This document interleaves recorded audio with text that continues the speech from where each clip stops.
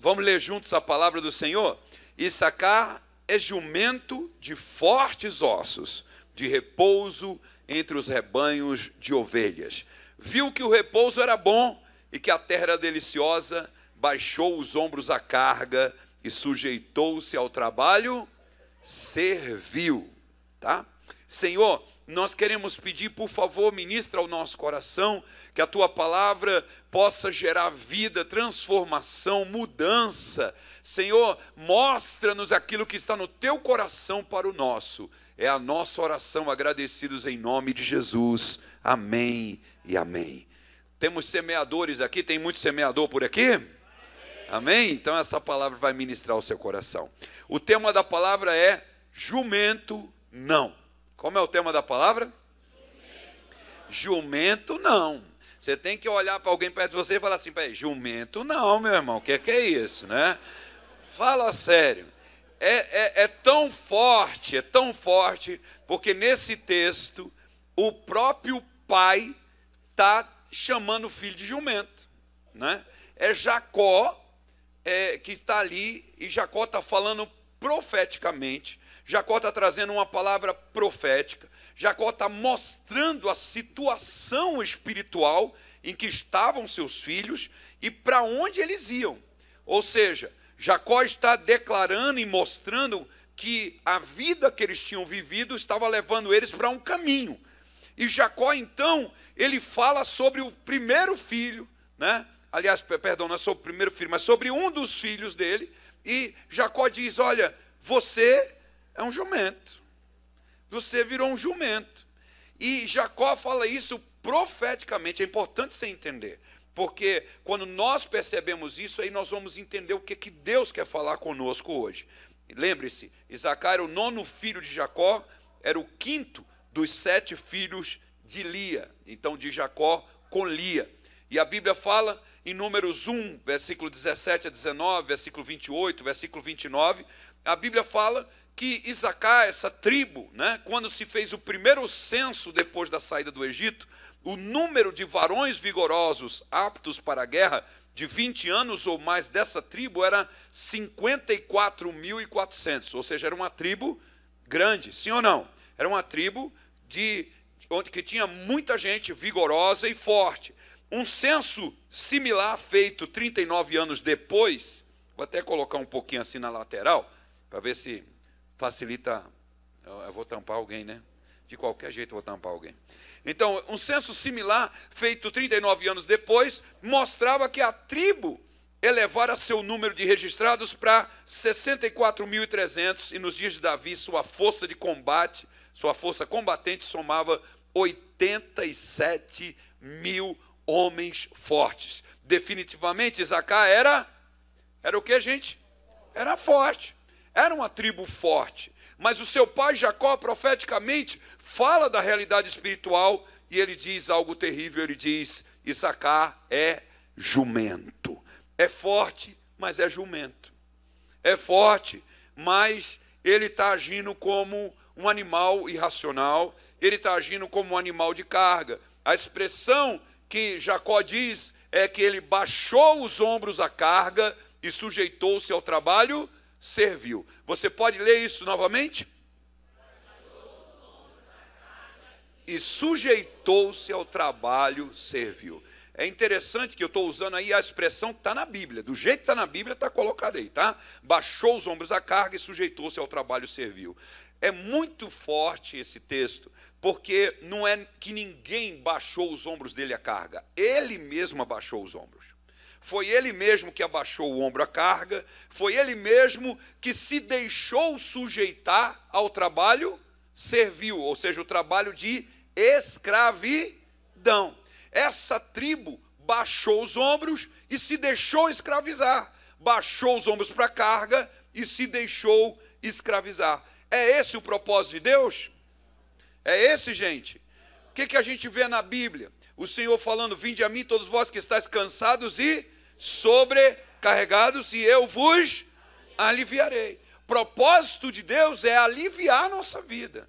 Não que a gente aceite as cargas e deixe que as cargas tomem conta da nossa vida, né? Pelo contrário, Pelo contrário, a Bíblia diz: o Senhor te porá por cabeça e não por cauda, e só estarás em cima e não debaixo, se obedeceres aos mandamentos do Senhor teu Deus, que hoje te ordeno para os guardar e cumprir. Deuteronômio 28, versículo 13. Então, Deus, ele estava trazendo para nós o conceito, dizendo assim: meu filho, o que eu tenho planejado para você é um lugar de honra, de vitória, de alegria, de conquista, de bênção, e não uma vida de escravidão. 1 Samuel 17, a Bíblia mostra esse mesmo contexto e mostra algo que eu gostaria de estudar junto com vocês para entender melhor o que tinha acontecido com Issacar. Em 1 Samuel 17, a Bíblia diz: ajuntaram-se os filisteus, ajuntaram os filisteus as suas tropas para a guerra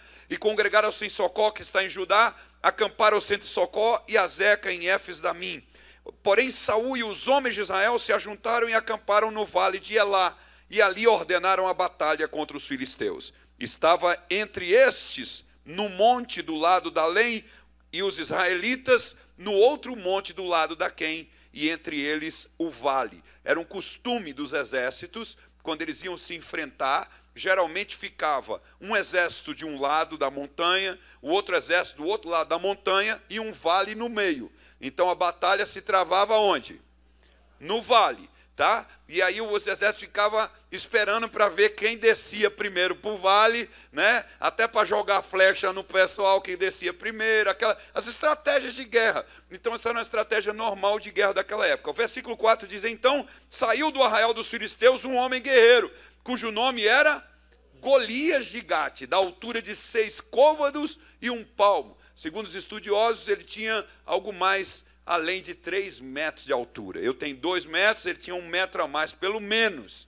Esse homem era realmente uma coisa assim, bem diferente, viu? Ele era muito alto mesmo, era um monstro, gente, tá? Versículo 5 diz: trazia na cabeça um capacete de bronze, vestia uma couraça de escamas, cujo peso era de 5.000 ciclos de bronze, trazia caneleiras de bronze nas pernas e um dardo de bronze entre os ombros, né? Quer dizer, ele estava aqui carregando um dardo de bronze. E o versículo 7, a haste da sua lança. Não tinha só dardo, não, ele tinha lança também. O moço estava carregando tudo que era arma que existia na época, tá bom? E a haste da sua lança era como um eixo do tecelão, a ponta da sua lança de 600 ciclos de ferro, e diante dele ainda ia o escudeiro dele carregando o escudo dele, que devia ser só o escudo, o cara vivia só para carregar o escudo, que o escudo devia ser também enorme, grande e pesado. Parou e clamou às tropas de Israel e disse-lhes: para que saís formando-vos em linha de batalha? Não sou eu filisteu, e vós servos de Saul? Escolhei dentre vós um homem que desça contra mim. E aqui nós vamos começar a analisar e pensar sobre aquilo que a gente começou a dizer de viver uma vida de jumento. A psicologia diz que em todas as relações humanas sempre existirão 2 classes de pessoas: os senhores e os escravos, em toda a relação humana. Então, senhores são aqueles que vão exercer a autoridade, vão liderar, e os escravos são os que vão se submeter aos senhores. Golias vem fazendo uma proposta mais lógica do mundo. Qual é a proposta de Golias? Vamos decidir quem é que vai estar em qual posição, quem vai ser o senhor e quem vai ser o escravo. Vamos decidir quem vai ser isso. Então Golias vem, se apresenta e diz: vamos decidir, mas não precisa matar o exército todinho, não. Vamos decidir 2 homens. Eu represento o exército dos filisteus, vocês escolhem um que representa o exército de Israel, e a gente vai decidir aqui quem vai ser senhor e quem vai ser escravo. É interessante a palavra-chave no versículo 8, ele diz que escolhei. Olha, porque a vida, gente, não é uma obra do acaso. A vida não é algo que acontece com você. A vida é algo que você escolhe. Tá? Você nasce e aí você vai tomar decisões. Tem coisas que você não pode decidir, mas tem muito mais coisas que você pode decidir. E as coisas que você pode decidir é que vão definir a tua vida. São as coisas que você pode definir todos os dias que vão definir a tua vida. É uma escolha. E nós temos que escolher. Então, Golias diz: escolha um homem. Escolha um homem. Um homem que desça contra mim. É interessante, porque o inimigo, ele se apresenta e ele é petulante, gente. É petulante. Porque ele diz: eu quero ver, tem um macho aí. Não tem um guerreiro, não tem alguém com sangue nos olhos, como o pastor Marcos estava citando alguma coisa parecida aqui no início. Não tem alguém com sangue nos olhos, não tem alguém que tenha realmente essa vontade de vencer, essa vontade. Não tem ninguém aí, não. Escolha um homem que desça contra mim. O gigante estava no vale, enquanto os dois exércitos estavam nas montanhas, um de cada lado. E o versículo 9 ele diz: se ele puder pelejar comigo e me ferir, seremos vossos servos. Então preste atenção, ele está propondo algo justo. Porém, se eu o vencer e o ferir, então sereis nossos servos e nos servireis. Logicamente ele está propondo algo justo, porque ele achava que a vitória já era. Sim ou não? Ok, então nenhum de nós diria conscientemente que está servindo o inimigo, mas a verdade é que muitos de nós baixamos os nossos ombros à carga. Vem a primeira carga, vem a segunda carga, vem a terceira carga, e a gente vai abaixando, e quando a gente vê, já está escravizado. Essa é a realidade de uma multidão na terra. O versículo 10 diz: disse mais o filisteu: hoje eu afronto as tropas de Israel. Dai-me um homem para que ambos pelejemos. E ouvindo Saul e todo Israel essas palavras do filisteu, espantaram-se e temeram muitos. Porque eles estavam pensando assim: é aquela guerra normal. Vamos lá, desce todo mundo, pega a espada, vamos lá, e vamos ver quem fica vivo, quem morre e tal. Era isso que estavam pensando, uma guerra normal. E agora vem uma guerra diferente. E há 4 ingredientes que eu quero mostrar nesse texto, com os quais eu quero que você pense e entenda que eles estão presentes não só na vida do povo de Israel naquela época, mas estão presentes na vida da maioria dos seres humanos. São 4 ingredientes que eu quero destacar nesse texto. Primeiro, a afronta do inimigo. Será que a afronta do inimigo só vem para alguns? A afronta do inimigo vem para quem? Para todos. A afronta era para todo Israel, ou não era para todo Israel? A afronta era para todo Israel, e a afronta é algo que vem. Então, você não precisa dizer assim: a afronta vem para pecador. Não, a afronta vem para todo filho de Deus. A afronta vem para todo ser humano. O diabo, é natural do diabo afrontar. É natural, é da propriedade do inimigo afrontar. Ele vai vir afrontar. Mesmo que você ore e lê a Bíblia, mas ele vai vir afrontar porque é o trabalho dele, é a missão dele. Então o inimigo não tem vergonha de afrontar. Ele vem com a intenção de humilhar, de provocar. E o triste não é saber que o inimigo afronta. Sabe qual é o triste? É ver uma geração sangue de barata. Uma geração que faz de conta que não está sendo afrontada. Quando Davi chega e encontra isso aqui, já está acontecendo isso aqui há quanto tempo? Quem já leu a Bíblia e viu lá?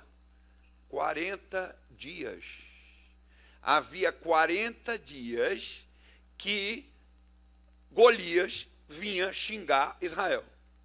40 dias de xingamento, 40 dias chamando os guerreiros de fracassados, 40 dias chamando os guerreiros de nada, dizendo: e aí, fracotes, e aí, vocês que não conseguem nada. 40 dias já estava esse processo acontecendo, e todo Israel reagindo como se fosse uma baratinha. Uma geração sangue de barata, que infelizmente, gente, por favor, infelizmente, entenda, nós não estamos falando do tempo de Davi, nós estamos falando do nosso tempo. Nós estamos falando de quanta gente que o diabo afrontou e está fazendo de conta que não é com ele. Sabe aquele negócio quando o cara fica com medo e ele faz de conta que não é nem com ele? Não, né? É o covarde, né? Na covardia mesmo, entrou a covardia E o cara está ali fazendo de conta, e aí, não é nada, você não é nada, você não consegue nada, você está vendo aí, ó, dominado pelo capeta. Né? Ali como se não fosse nada mesmo. Então, é triste ver filho de Deus, escravo do diabo. Filho de Deus o quê? Ora, Issacar não era filho de Deus? Ou não era? Era ou não, gente? Israel era o povo de Deus? Povo de Deus, 40 dias afrontado pelo diabo. E, se nada acontecesse, iam ser servos dos filisteus, ou não iam? Iam ou não iam, gente? Já estava no caminho? Estava mais perto ou não? O diabo já estava com 99,9% de vitória na mão. 40 dias, nenhum guerreiro, os guerreiros batendo, a Bíblia diz que quando Davi chega lá, ele encontra esse estado, essa situação. Então, quanta gente vivendo a afronta do inimigo? Dívida é uma afronta? É ou não? Enfermidade é uma afronta? Infelicidade é uma afronta? E sabe o que é pior? É o afrontado, calado, submisso, rendido. Está ali, entendeu? Está sendo afrontado. Mas ele está fazendo de conta que não é com ele. Ele está assim, vou ficar aqui. Ô, seu nada. Ô, não consegue. Ô, você é só para apanhar nessa vida. Só vai dar tudo errado. Ele está ali calado. Ele não faz. Não, gente, estou falando do povo de Israel todo. Todo o povo de Israel. Segundo ingrediente que a gente encontrou nesse texto, que está na maioria do povo de Deus também, sabe o que é? Medo. A Bíblia diz que todos estavam com o quê? Você tem que escolher. Medo e fé não moram na mesma casa. Ou é medo, ou é fé. Onde entra o medo, a fé vai embora. Onde entra a fé, o medo tem que ir embora. Então, ou tem fé ou tem medo, mas a Bíblia diz que estavam todos com medo. Ouvindo Saul e todos essas palavras do filisteu, espantaram-se e temeram quanto? Temeram muito, eles estavam com muito medo. Todos os israelitas, vendo aquele homem, diz a Bíblia, fugiam de diante dele e temiam grandemente. O medo é uma das maiores correntes da escravidão. Quem seria você se não tivesse medo? Eu me lembro do irmão que chegou para mim e me disse, eu fui convidar ele e falar com ele, meu irmão, você tem que ir no encontro. Ele disse, pastor, não posso. Eu falei, por que tu não pode? Porque eu trabalho de domingo a domingo. Eu falei, como assim? Não tem folga, pastor. O trabalho que eu tenho é domingo a domingo. Eu trabalho todos os dias, e eu não posso faltar. Se eu faltar um dia, eu vou ser demitido. E eu falei para ele, meu irmão, então vou te dizer uma coisa. Fala, pastor. Tu não tem um trabalho. Tu tem uma senzala. É uma senzala que você se apresenta lá todo dia, mas tu não tem um trabalho. É uma senzala. Você é um escravo, meu irmão. Não é possível. Nenhum trabalho humano é para ser de domingo a domingo. Certo ou não, gente? Nenhum trabalho humano é para ser todo dia. O ser humano necessita de um espaço, ou não? Necessita de um dia para descansar. Tu não tem um trabalho, você tem uma senzala. E ele me ouviu ali, calou. No outro culto, no outro domingo, ele me procurou e disse, pastor, pedi demissão. Agora eu sou hora porque eu tenho que sustentar minha família. Falei, caramba, ainda sobrou para mim, né? Sobrou para mim. Vou falar que o cara estava na senzala, sobrou para mim. Mas sabe, ele viveu anos trabalhando de domingo a domingo. E eu pergunto para vocês, o que vocês imaginam? A vida dele piorou ou melhorou? Piorou ou melhorou? Gente, melhorou foi, não é pouco não, foi 1000%. Esse homem que era um empregado se tornou um empresário. Pela misericórdia de Deus. Esse homem que dependia dos outros para ter um trabalho, começou a dar emprego aos outros. Esse mesmo homem que antes estava num trabalho terrível, num trabalho que não era um trabalho. onde você estaria se não tivesse medo? O que você já teria feito se não tivesse medo? O que o medo te roubou até hoje? A vida que você não conheceu por causa do medo. Eu estava num avião, voando para pregar lá na Ásia, gente, longe, e voando de classe econômica. Gente, o lugar onde eu fiquei sentado não me cabia. Eu sentei, o joelho encostou na cadeira da frente. Sabe o que é você orar para o cara da frente não abaixar o banco? E eu passar o voo todo, né? O maior movimento que eu tinha era assim, ou assim, né? E as pernas com cãibra, já meter metade da perna para debaixo do banco, né? Para poder ver como sentava ali. E eu falei, meu Deus, mais de 10 horas de voo. E eu falei, Senhor, olha a situação do teu servo, estou fazendo a tua obra. E eu aqui nessa situação. E Deus falou para mim, quem comprou a passagem? Eu falei, fui eu. Fui eu. Ele falou, então você está reclamando com a pessoa errada. Não fui eu que comprei a sua passagem, quem comprou foi você. Eu falei, mas Senhor, peraí, não estou entendendo. Não, e o Senhor falou para mim, você sempre vai andar no nível da sua fé. Você sempre vai andar no nível da sua fé. Sua fé só alcança isso aí, ó. Então, viva no nível da sua fé. Sua fé é essa. Sofredor, metade da perna debaixo do banco, orando para o rapaz da frente, não baixar, que se baixar, quebrava o joelho. Se ele baixasse ali, quebrava o joelho, né? E ali, sustentando, pedindo a Deus, né? Porque se ele baixasse, era só ouvir crack. Já sabia, já tinha que, nem levantava ali não, aí já tinha que puxar numa maca. Então, eu falei, Senhor, então é assim, tá certo. Esperei, né? Era um lugar que sempre me convida, eu falei, deixa estar o ano que vem, não sou eu que compro a passagem? Eu vou comprar então, vamos ver. Aí eu comprei a passagem, gente, na classe lá, executiva lá.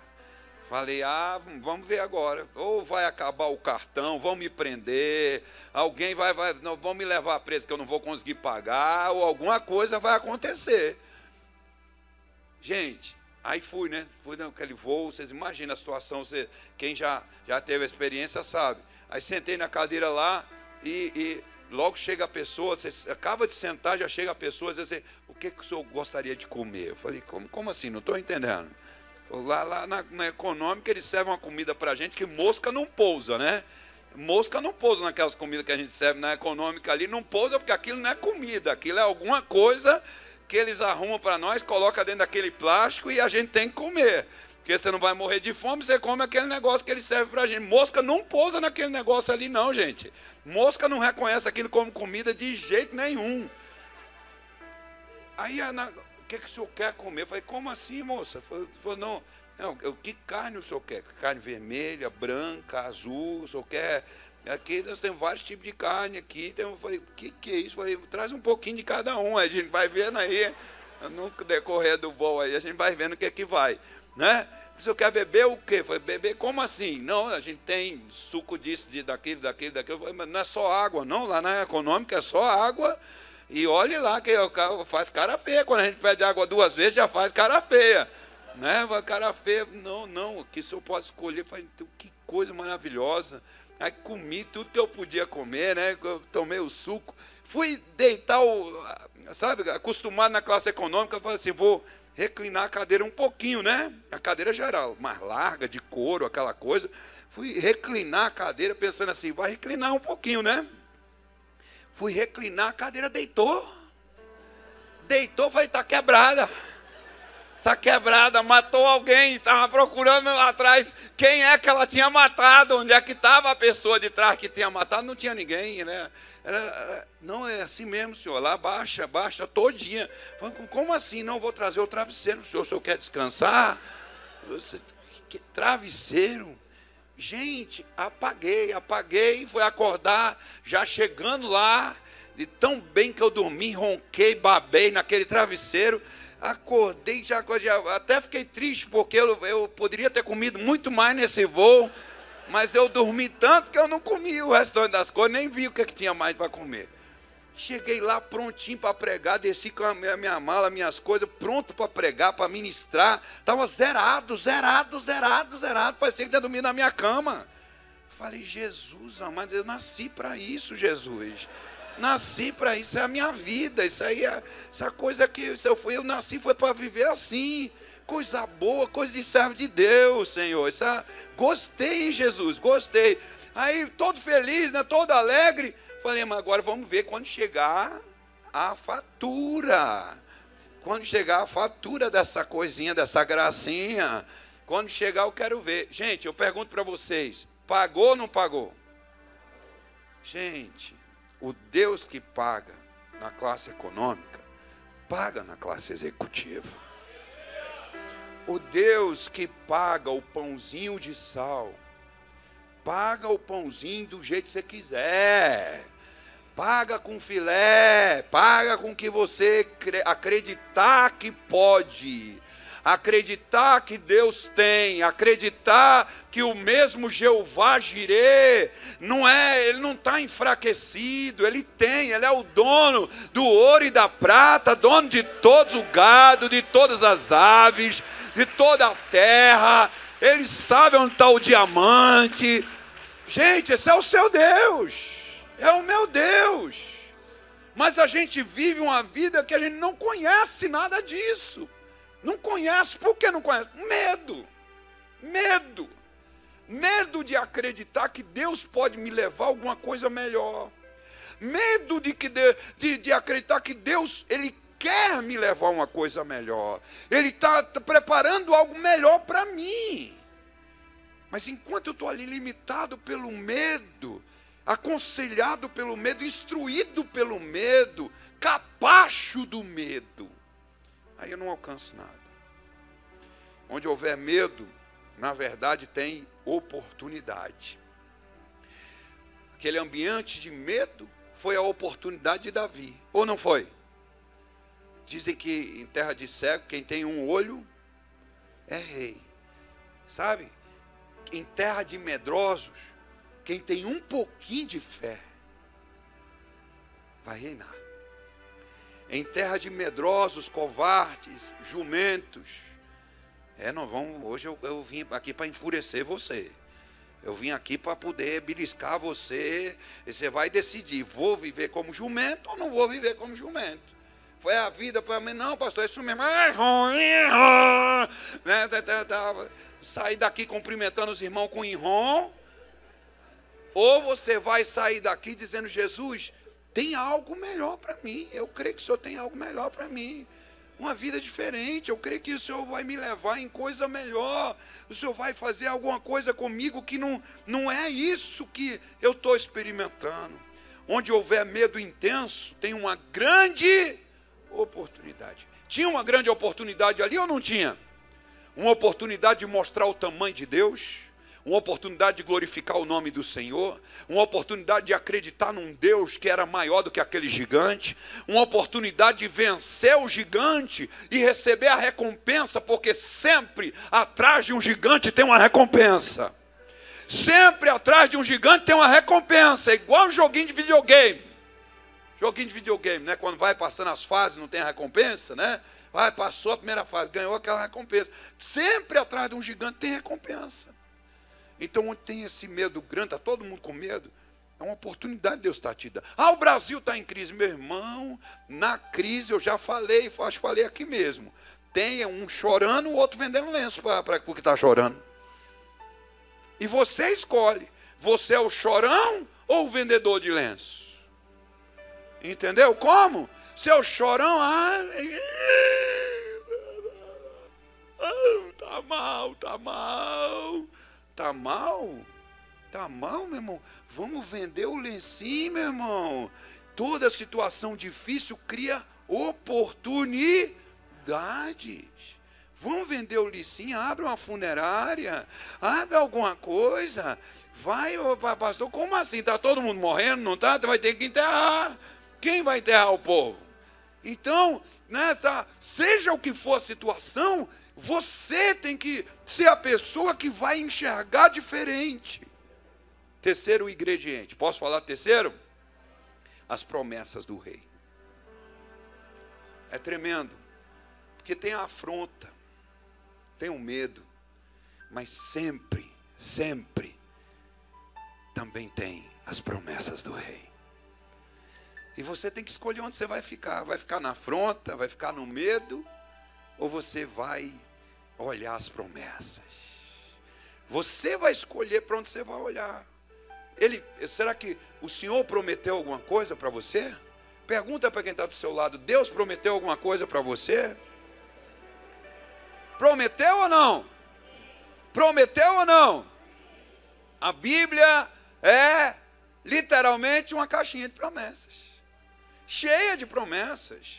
É o livro das promessas. E está aí para todos nós, para cada um de nós. E diziam uns aos outros: viste aquele homem que subiu? Pois subiu para afrontar Israel. A quem o matar o rei cumulará de grandes riquezas e lhe dará por mulher a filha, e a casa do seu pai isentará de impostos em Israel. Olha as bênçãos. O rei cumulará de grandes riquezas, lhe dará por mulher a sua filha, ou seja, vai casar com a princesa, vai se tornar um príncipe, e a casa do seu pai isentará de impostos em Israel. Que bênção, quantas bênçãos guardadas. E Deus dizendo para cada um de nós: depende de você, se você quer ser jumento, ou se você vai ser príncipe. Vai ser jumento ou vai ser príncipe?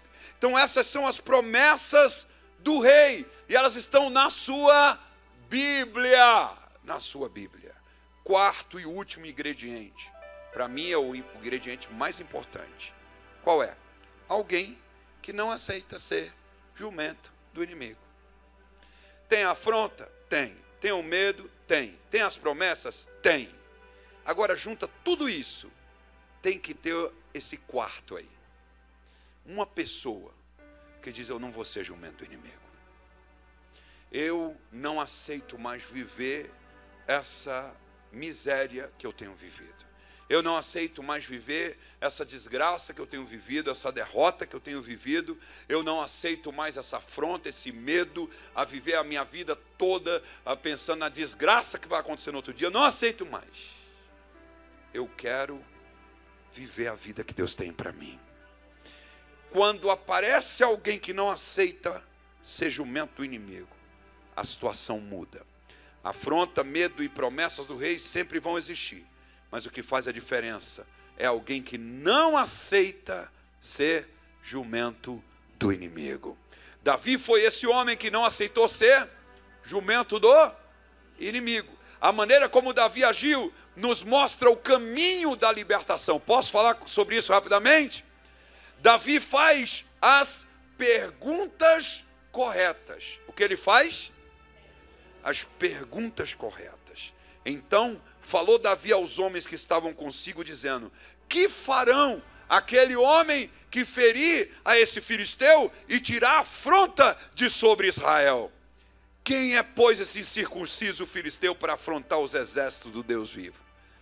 Olha, presta atenção nas perguntas de Davi. O que Davi pergunta? Por que, pastor? Alguém disse, aliás, Augusto Cury disse: a vida é uma grande pergunta em busca de grandes respostas. Eclesiastes 7, versículo 10 diz algo tremendo: jamais digas, por que foram os dias passados melhores do que estes? Pois não é sábio perguntar assim. Tem pergunta que enterra você. Tem pergunta que mata o sonho. Tem pergunta que mata a vontade de vencer. Tem pergunta que já é a resposta. Por quê? É isso que eu quero que você entenda. A pergunta é a resposta. A pergunta é a resposta. Então, quando você pergunta, você já está respondendo. Se a sua pergunta é negativa, você já está dando a resposta. Sabe aquela pergunta tipo assim: que desgraça vai acontecer comigo amanhã? Olha a pergunta: que desgraça vai acontecer comigo? O que é que eu estou dizendo? vai acontecer uma desgraça comigo? Está repreendido em nome de Jesus. Mas você está entendendo? Até onde nós vamos caminhar fazendo pergunta errada? Na escola da vida, o que nos move são as perguntas que nós fazemos. A arte de perguntar, de fazer perguntas poderosas, sempre esteve presente nas mentes brilhantes de grandes empreendedores, inventores, pensadores. Ray Kroc questionou se não haveria uma forma mais prática de vender refeições na estrada. E nasceu assim a rede McDonald's. Por uma pergunta. Henry Ford questionou o sistema de produção de carros de forma artesanal e ele desenvolveu o processo de produção em série. A gente pode fazer isso de uma forma em série. E aí nasceram as fábricas de automóveis. Thomas Edison questionou a lamparina a óleo, desenvolveu a lâmpada incandescente. Sócrates foi uma grande referência na arte de perguntar, e ele ensinava as pessoas a chegarem às suas próprias conclusões por meio de perguntas. Se quer se ter sucesso, aprenda a fazer as perguntas certas. Era isso que Davi fazia. O primeiro cuidado é descobrir de onde vem essa pergunta. De onde está vindo essa pergunta? Perguntas geradas pelo medo vão dar à luz um filme de terror. Ai, que desgraça que vai acontecer amanhã. É uma pergunta do medo. É uma pergunta do medo. É o medo que está trazendo essa pergunta. Perguntas originadas pela frustração só trarão respostas de mais dor. Davi era um homem sofrido, sua pouca idade já lhe dera a oportunidade de passar bocados. Ele era o filho esquecido do pai. A Bíblia diz que o pai não lembrava dele. O pai só lembrou dele porque o profeta disse: você não tem mais um filho? Ai, eu tenho mais um lá. Aí lembrou, mas o pai não lembrava. Ele vivia em casa fazendo os trabalhos que ninguém mais queria fazer. Ele era colocado para fazer esses trabalhos. Alguém disse que Davi foi fruto de um caso extraconjugal. Possivelmente. E ele realmente viveu uma vida terrível. Carregador de comida dos irmãos, garoto de recados da família. E todo o serviço difícil era colocado para quem? Para Davi. E ele poderia fazer perguntas amargas que trariam respostas ainda mais amargas. Mas ele não fez assim. Ele poderia perguntar: por que eu tenho tanto azar? Por que a vida não sorri para mim? Já ouviram pessoas perguntando isso ou não? Porque todo mundo me persegue? Tantas perguntas que na verdade são respostas. E nós precisamos pedir a Deus para mudar a nossa maneira de perguntar. Mas em lugar disso ele resolve fazer as perguntas de um vencedor. Davi, porém, respondeu a Abisai: não mates, pois quem haverá que estenda a mão contra o ungido do Senhor e fique inocente? Isso é outra pergunta da vida de Davi. Sugerem a Davi matar Saul. É um dos soldados de Davi que sugere: mata Saul, uma oportunidade que aparece. E Davi diz, olha a pergunta que ele faz. Ele diz: não mates, pois quem haverá que estenda a mão contra o ungido do Senhor e fique? Então ele faz uma pergunta que livra ele de fazer a coisa errada. Ele faz a pergunta para guardá-lo, para protegê-lo. Então a Bíblia é repleta de exemplos de perguntas que mudaram a história. Exemplo, a irmã de Moisés. A irmã de Moisés, então diz sua irmã, filha de Faraó: olha o que Miriam diz à filha de Faraó: queres que eu vá chamar uma das hebreias que te sirva de ama e te cria a criança? Lembra? Quando a princesa encontra Moisés naquele cestinho na beira do rio, Miriam faz uma pergunta, mas uma pergunta tão poderosa. Aquela pergunta mudou a história. Aquela pergunta fez com que a mãe de Moisés pudesse criá-lo e amamentá-lo, sim ou não? Paga por quem? Pela princesa. Então uma escrava se torna funcionária do palácio por causa de uma pergunta. O destino de Moisés e de Israel foi preservado por causa de uma pergunta. Quando a gente estuda a Bíblia, percebe que Davi tinha essa característica de fazer perguntas corretas. As perguntas de Davi direcionavam sua mente e seu olhar para as promessas. Que farão aquele homem que feria esse filisteu e tirar a afronta de Israel? O que vai acontecer com a pessoa que vencer essa luta aí? O que vai acontecer depois? O que vai vir depois? Qual o resultado de eu vencer essa batalha? Enquanto o foco do povo estava no gigante, o foco de Davi estava nas promessas. Quem é, pois, esse incircunciso filisteu para afrontar os exércitos do Deus vivo? Ao chamá-lo de incircunciso, Davi se refere ao fato de que o inimigo não tinha aliança com Deus. Incircunciso significava, ele não tem aliança com Deus. Eu tenho e ele não tem. Eu tenho e ele não tem. Davi sabia que a verdadeira armadura do guerreiro é a sua aliança com Deus. E Davi compara o gigante com o Deus vivo. Aí o gigante fica pequeno. Afrontar os exércitos do Deus vivo. As perguntas de Davi fizeram o gigante ficar pequenininho. E esse foi o dia que mudou a vida de Davi. A partir daquele dia, Davi seria conhecido como o homem que enfrentou e matou Golias. Se nós podemos dizer que houve um dia estratégico na vida de Davi, foi aquele dia. Ou não foi? O dia que marcou o antes e o... Como eu creio que essa noite vai marcar o antes e depois na sua vida. Eu creio que é essa noite. Hoje também é o dia que sua vida vai mudar. A história de Esaú nos dá uma instrução. Disse Esaú: acaso tens uma única bênção, meu pai? Abençoa-me também a mim, meu pai. Levantou Esaú a voz e chorou. Todos conhecemos a história de Esaú. Como ele perdeu a bênção da primogenitura. Ele vendeu o direito de primogenitura. E é lógico, a consequência veio. O seu pai lhe respondeu com uma coisa que foi terrível para ele: longe dos lugares férteis da terra será a tua habitação, sem orvalho que cai do alto. Isso é bênção ou maldição? Gente, veja que é uma bênção com cara de maldição mesmo. Situação terrível. Ele moraria longe dos lugares férteis, ele não teria o orvalho que faz tudo frutificar. Ainda diz: viverás a tua espada, servirás ao teu irmão. Mas há algo que as pessoas não observam no final do texto. O que é que diz? Quando porém, não diz que é um anjo que vai vir libertá-lo. Diz o quê? Quando porém, tu te libertares. Então a pessoa implícita aí é tu. Quando você se libertar, você vai sacudir o seu jugo da tua cerviz. Então, coloca a libertação na mão de quem? Na sua mão. A palavra foi dura? Foi. A palavra foi difícil? Foi. Ali parecia mais maldição do que bênção? Sim. Mas havia ali, no final, a expressão: quando te libertares.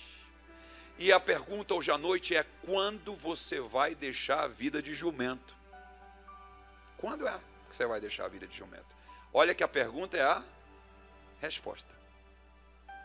Veja que eu não estou perguntando se você vai deixar. Eu estou perguntando quando você vai deixar. E eu estou crendo que você vai deixar quando? Hoje à noite, tá? Quando sacudirás o seu jugo da tua cerviz? Depende de você. Sabe, uma das coisas que o diabo costuma chamar as pessoas, ele chama, sabe de quê? Meu cavalo. É ou não? É ou não? Já ouviram essa expressão? Fulano é cavalo do demônio, né? Então, porque o diabo mesmo chama aqueles que ele escraviza de jumento, cavalo, de animal, de montaria. Tudo que o diabo quer é montar em nós. Ele vai colocar uma carga, 2 cargas, 3 cargas, até que você cede, abaixa os ombros e se torna um escravo dele. Aí fica montado por demônios, mas só até quando você quiser. Então nós falamos que tem 4 ingredientes: a afronta do inimigo, medo de todos, promessas do rei e alguém que não aceita ser jumento do inimigo. Aleluia!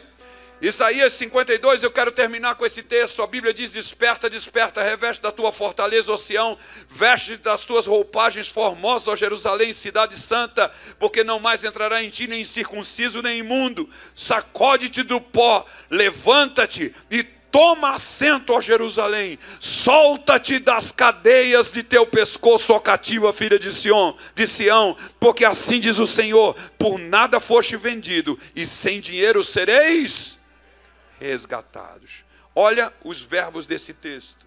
Quais são? Pode ler para mim? Desperta, veste-te, sacode-te, levanta-te, toma assento, solta das cadeias. Solta-te das cadeias. Tudo é algo que é você quem tem que fazer. E na campanha Semeando, quase terminando a campanha, estamos no mês de outubro, não é isso mesmo? Hoje é o dia de soltar essas cadeias. Quantos querem soltar essas cadeias em nome de Jesus? Fica de pé no seu lugar. Fica de pé no seu lugar.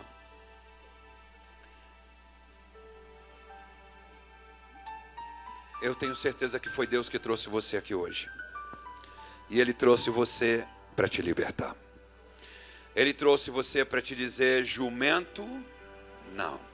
Jumento não. Você não vai ser mais jumento.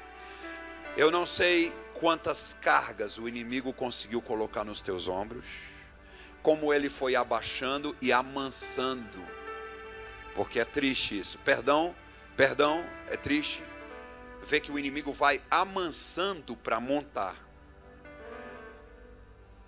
Se nós tivéssemos uma visão espiritual, talvez nós nos assustaríamos. Quantos montados. E tudo o que Deus está dizendo é: filho, você não precisa mais viver assim. Você pode viver uma vida livre. Hoje, no dia onde nós estamos com esse fruto maravilhoso, semeando 2020, semeando o mês de outubro de 2020, Deus está dizendo: não entre em 2020 como jumento. Não entre em 2020 carregando essas cargas que você está carregando.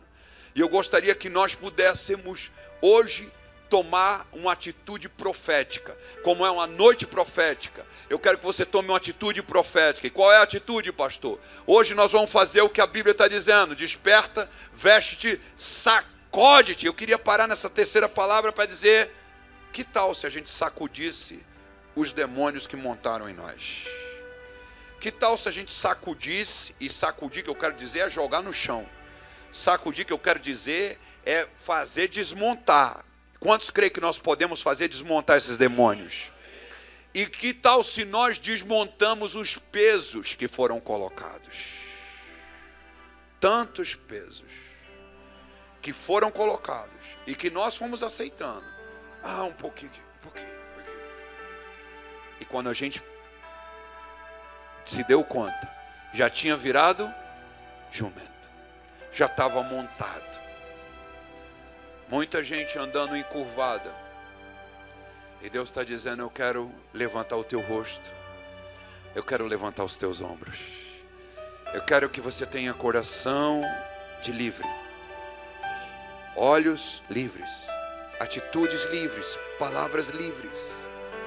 Então, se você puder, eu quero que você faça uma oração dizendo: Senhor, me perdoa. Me perdoa por todo o peso que eu aceitei. Hebreus diz: desembaraçando-nos de todo o peso e do pecado. Perdoa-me, Senhor, por todo o peso que eu aceitei, toda a carga que eu recebi. Eu fui recebendo uma carga, 2 cargas, 3 cargas, 4 cargas, carga de 5 quilos, de 10 quilos, 20 quilos, 30 quilos. Me perdoa, Senhor, por ter aceitado as afrontas do inimigo. Me perdoa, Senhor, por ter me entregue ao medo. Quanto medo na minha vida.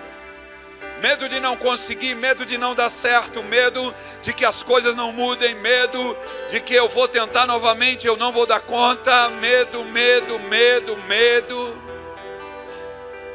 E o inimigo, embora ele seja um ratinho, ele fala como se fosse um leão. Eu sempre digo que o diabo é como um ratinho com um megafone. É um ratinho com megafone. Ele faz barulho como se fosse um leão. Mas é só um ratinho.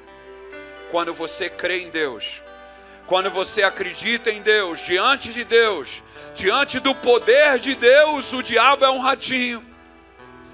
E você pode agora pedir perdão ao Senhor e dizer: me perdoa pelas cargas que eu aceitei, pelas afrontas que eu aceitei. Me perdoa, Senhor, pelo medo que eu alimentei na minha vida. Me perdoa. Perdoa-me, Senhor, pelas promessas que eu desprezei e esqueci. Porque talvez o inimigo me convenceu que aquelas promessas não eram para mim. O inimigo talvez me convenceu que aquelas promessas eram para outras pessoas. Aquelas promessas eram para pessoas de outro lugar. Não eram minhas. Mas hoje eu estou entendendo, aquelas promessas são minhas. Ele me disse: é você, meu filho. Você estará por cima e não debaixo. É você, meu filho, que vai ser por cabeça e não por cauda. Oh, é você quem vai assumir a autoridade sobre toda a obra do inimigo, sobre todo o mal. E todo Golias vai cair. Aleluia. Porque há poder no sangue de Jesus. Oh, aquece. Aquece essa voz. Aquece essa voz adorando a Deus. Aquece essa voz dizendo: eu te peço perdão, meu Deus, e eu creio. Eu creio nas tuas promessas para mim. Eu creio que o Senhor tem o melhor para mim. O melhor para mim. Oh, meu Deus. E pela fé, eu quero sacudir todo o peso e todo o demônio que montou em mim. Nós vamos fazer isso profeticamente agora. O que é que eu vou fazer, pastor? Você já viu um cavalo derrubar um cavaleiro? Já viu? Num filme, num desenho? Quando o cavalo fica bravo ali, cavalo selvagem que derruba o cavaleiro. Eu quero que você faça o gesto profético. Então você vai desmontar esse demônio que sentou. Você vai desmontar essa carga que amontoou nos seus ombros. Quando eu contar até 3, eu quero que você, no poder de Jesus, tome autoridade. Diga comigo: em nome de Jesus, eu estou tomando autoridade. E o que eu vou fazer agora é um ato profético. Nenhuma carga, nenhum demônio vai permanecer montado em mim. Hoje é o dia que eu vou sacudir e derrubar definitivamente todo o peso e todo o demônio, toda a carga e todo o demônio.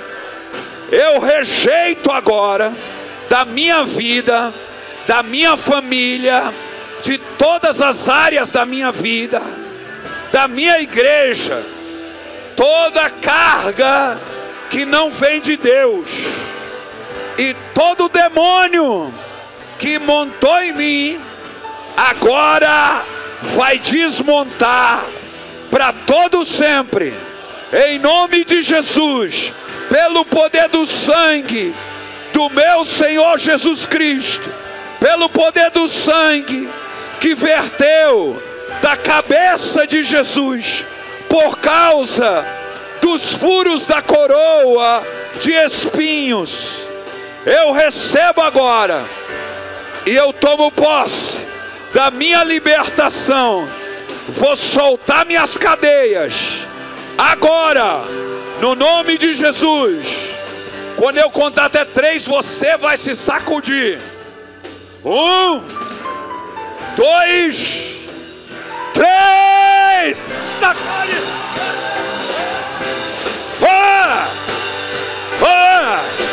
Todo mal vai embora. Toda carga cai. Cai. Em nome de Jesus, todo mal vai embora. Toda carga cai. Oh! Xarabacadarabalabarabaei.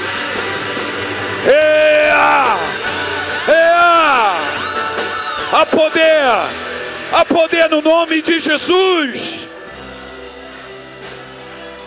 Oh!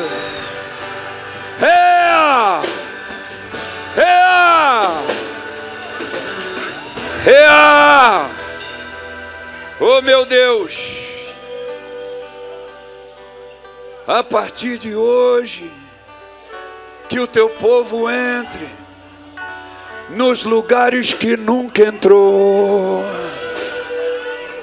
que o teu povo viva o que nunca viveu, experimente o que nunca experimentou. Oh, em lugar da carga, ombros aliviados, e o único fardo é o do Senhor Jesus, porque o fardo dele é leve, o jugo dele é suave, e o único Senhor da minha vida é o Senhor Jesus. Ele é o meu Senhor e eu não aceito demônio, eu não aceito carga que Ele não me deu. O que Ele me dá é alívio. Ele disse: vinde a mim, cansados e sobrecarregados, eu vos aliviarei. Hoje eu recebo alívio de Deus, alívio de Deus. Essa carga já foi levada, e esse demônio que me montava já não tem mais lugar, nunca mais terá assento na minha vida, nunca mais terá assento na minha vida, porque o meu cavaleiro é Jesus Cristo, e Ele, escute o que eu lhe digo, enquanto o diabo quer montar na gente, você sabe o que Jesus faz com a gente? Olha a diferença. Ele diz: se você vier para mim, vai sentar comigo no meu trono. O diabo quer montar em você, mas Jesus, Ele está dizendo para você: você vai sentar comigo no meu trono. A Bíblia diz: e Ele nos faz assentar com Cristo nas regiões celestiais. Eu digo a você, príncipe e princesa, você era jumento, mas não é mais. Não é mais jumento, não. Tem alguém aqui que está livre em nome de Jesus? Não é mais jumento, não. Vai se assentar com Jesus nas regiões celestes. Quem pode dizer amém?